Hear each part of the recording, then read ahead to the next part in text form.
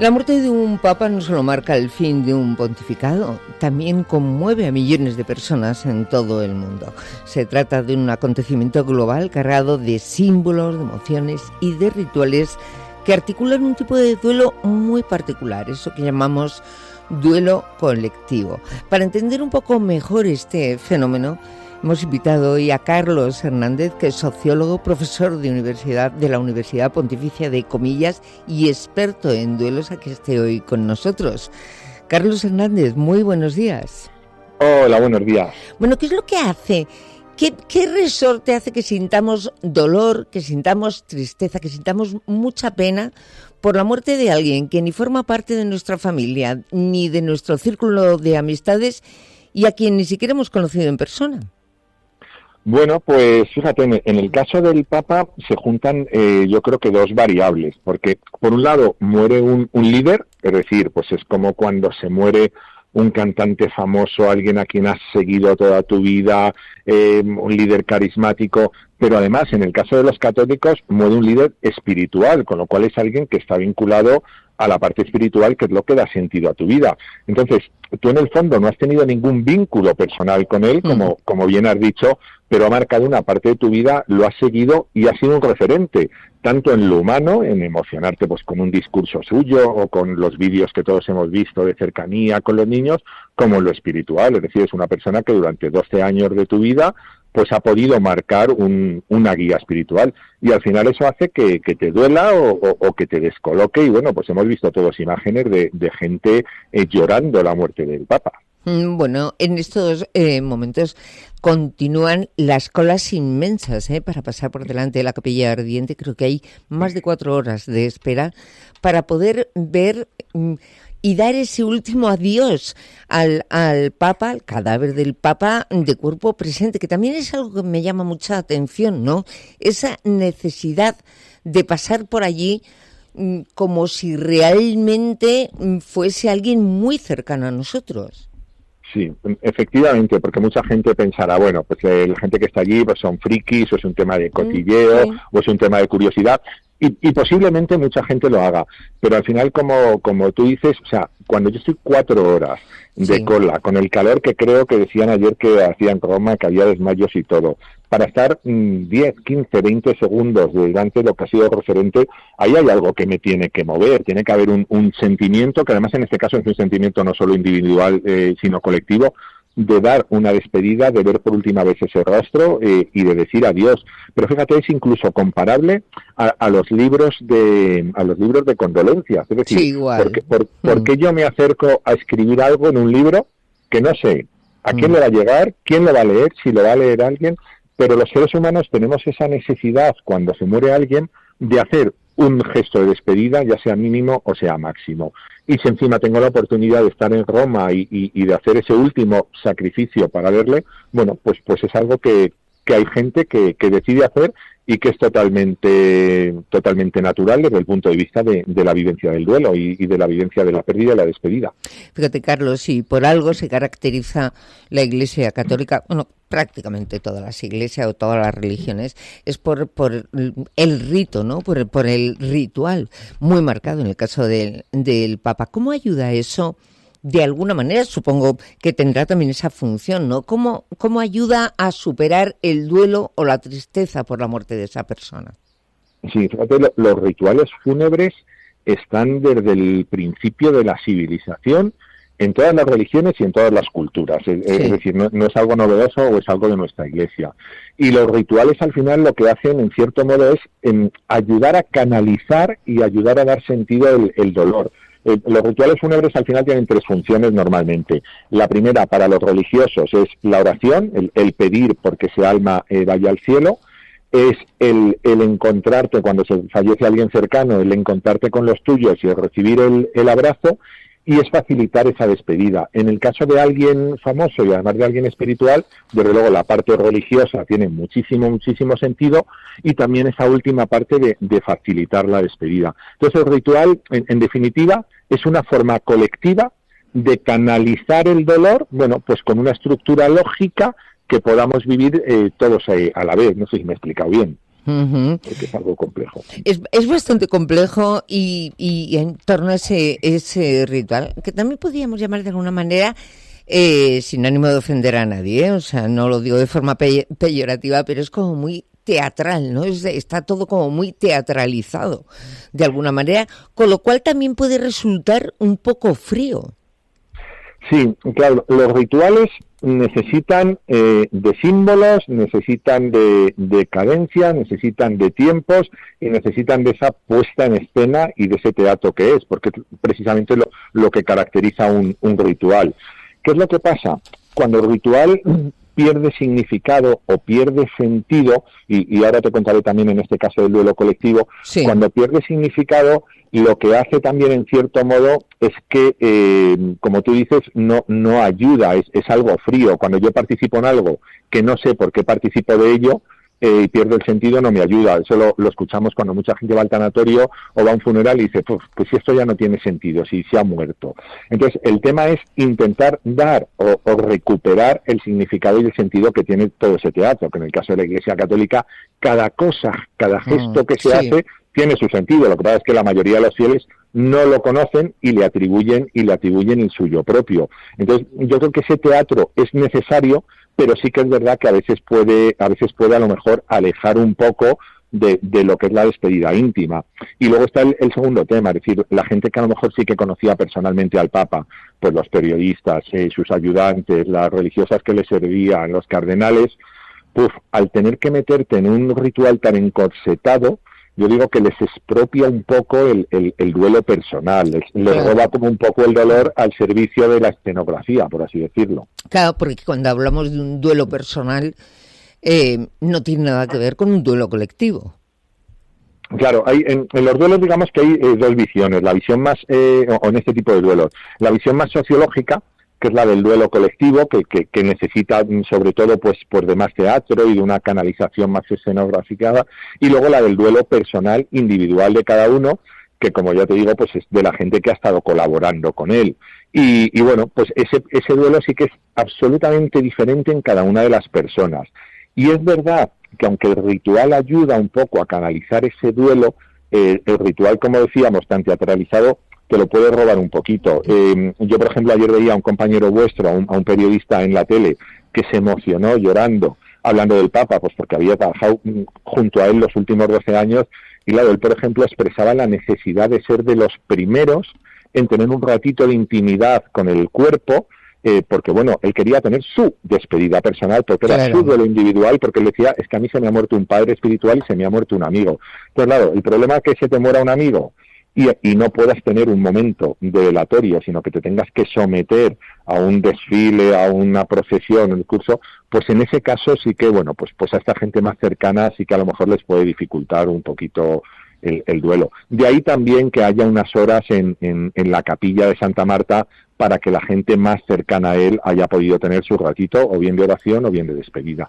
En los duelos colectivos, como es el caso, en este caso me centro mucho en lo que estamos viendo en torno a la muerte del Papa Francisco, ¿cuánto espacio ocupa el miedo? Quiero decir, estamos hablando de un jefe espiritual para millones de personas en todo el mundo que en estos momentos no saben lo que va a pasar. No sé si llamarlo miedo o llamarlo por lo menos incertidumbre. ¿Cuánto espacio hay ahí? Pues yo creo que bastante. Es decir, cualquier duelo, individual o colectivo, lo primero que genera es incertidumbre, porque toda pérdida te lleva a un vacío, y ese vacío hay que llenarlo. ¿Quién lo va a llenar? ¿Cómo se va a llenar? ¿Qué va a pasar ahora? Y luego, sobre todo, en un proceso también, ya hablando un poco del cónclave, en un proceso tan aparentemente polarizado como el que está, pues se está hablando mucho de quién va a venir, va a seguir la línea espiritual de Francisco, va a seguir una línea mucho más conservadora. Entonces, bueno, yo estoy convencido que ahora hay un montón de católicos que esa pérdida al final la viven, como tú has dicho, si no con miedo, sí con incertidumbre de qué va a pasar ahora. Es decir, la persona que viene ahora me va a liderar de la misma manera, va a llenar mi hueco espiritual de la misma forma, la Iglesia va a tener el mismo sentido, va a cambiar. Entonces, bueno, yo creo que sí que hay una sensación de incertidumbre, y además una sensación de incertidumbre que está un poco además como engordada, digamos, por este debate público bueno, pues del cónclave, de las elecciones, de quién va a llegar. Bueno, pues al final a la gente que lo vive con un poquito más de sentimiento, pues sí que le genera pues ese miedo, porque bueno, yo he estado confiando durante 12 años en la forma de hacer y en el legado espiritual de una persona que no sé si quien llegue ahora pues va a contribuir tanto a ese crecimiento mío como persona y como creyente. Te hablo en el caso de los creyentes. Claro, y ese duelo compartido que están viviendo muchas personas, esa tristeza por la muerte de alguien que efectivamente es un referente, pero que, como hemos señalado varias veces, no forma parte de nuestro entorno íntimo, ¿termina automáticamente cuando alguien viene a llenar ese vacío? Es decir, con la llegada de un nuevo papa, en el caso del que nos estamos ocupando, Carlos. Pues fíjate, claro, el duelo individual, desde luego no, eso lo sabemos todos, eso está claro, y el duelo colectivo no es que termine, es que acabaremos acostumbrándonos a la forma de hacer del nuevo líder. Pero, por ejemplo, el otro día, cuando falleció Francisco, en X, en Twitter, era Tete Juan Pablo II, porque la gente, hubo un montón de gente que empezó a recordar como Juan Pablo II ninguno, seguimos a Juan Pablo II, seguimos... Es decir, no es que siga el duelo, pero sigue viva la memoria y el recuerdo. Entonces, bueno, pues en el caso de un duelo colectivo no acaba inmediatamente, pues es como cuando se muere tu perro y te dicen, no, te tienes que comprar otro inmediatamente. No, mi perro era mi perro. Pues en este caso, Juan Pablo II era Juan Pablo II y Francisco era Francisco. Y ese recuerdo, ese amor o incluso ese odio, porque ha sido también un papa muy odiado, seguirá. La persona que llegue, bueno, pues llenará un hueco, pero la gente que de verdad ha creído, ha seguido y ha confiado en el Papa Francisco, pues tendrá un hueco en su espacio, en su corazón, en su cabeza, donde queramos pensar, tendrá un hueco de recuerdo donde pues esa persona siempre seguirá como referente, y más aún para los católicos, además como referente ahora mismo en un estado superior que es el cielo. Fíjate que más que eso para un creyente, que tener un referente que ahora pues es un ángel más, o yo me acuerdo cuando Juan Pablo II ese santo súbito, es decir, necesitamos que esta persona siga en nuestras vidas, aunque sea como santo y aunque sea en otro espacio.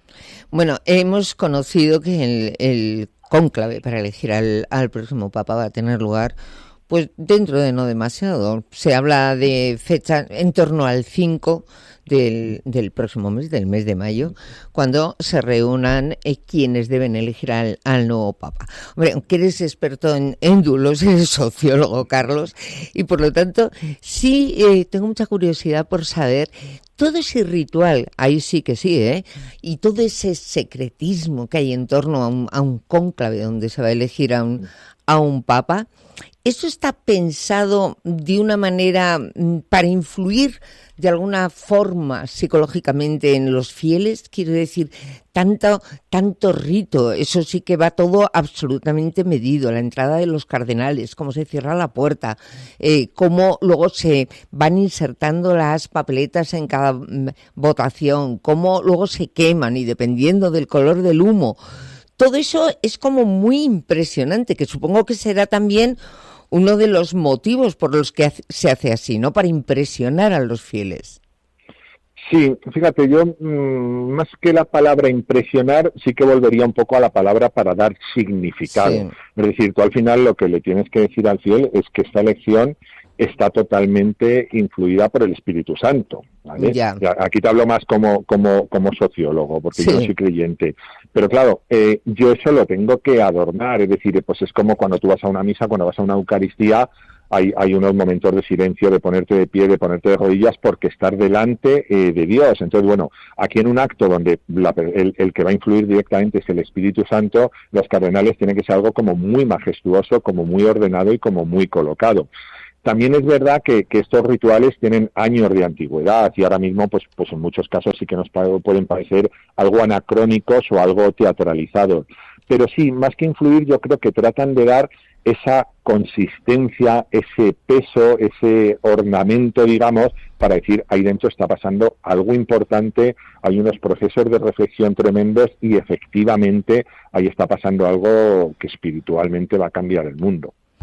En fin, pues nos quedamos primero a la espera de que acabe este ritual de todos los fieles pasando por delante del cuerpo de Francisco I y luego todo ese rito que hay en torno al cónclave, veremos, y luego también con la llegada del nuevo Papa, que también tiene sus procesos. Hay alguien que pregunta directamente a quién es elegido si quiere ser Papa. En fin, es toda una serie de ritos que iremos contando a los oyentes paso a paso, que siempre son los mismos. Ahí tampoco ha cambiado gran cosa la Iglesia desde hace siglos.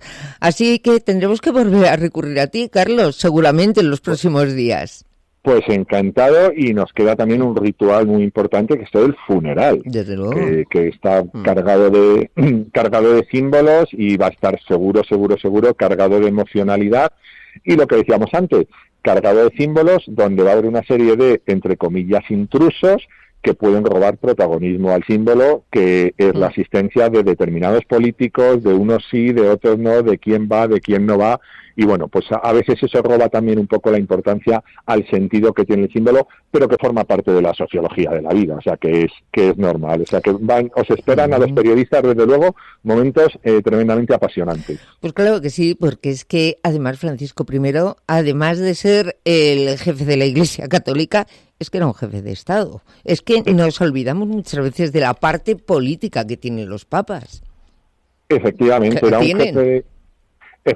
un jefe de Estado con mucha influencia política, aunque a la Iglesia ahora le gusta, yo he oído varias veces que les gusta decir, es que no podéis decir que el Papa era de izquierdas o era de derechas porque es un líder espiritual, pero evidentemente se le identificaba claramente con una tendencia que molestaba a unos y que era muy bienvenida por otros, y eso no puede pasar inadvertido.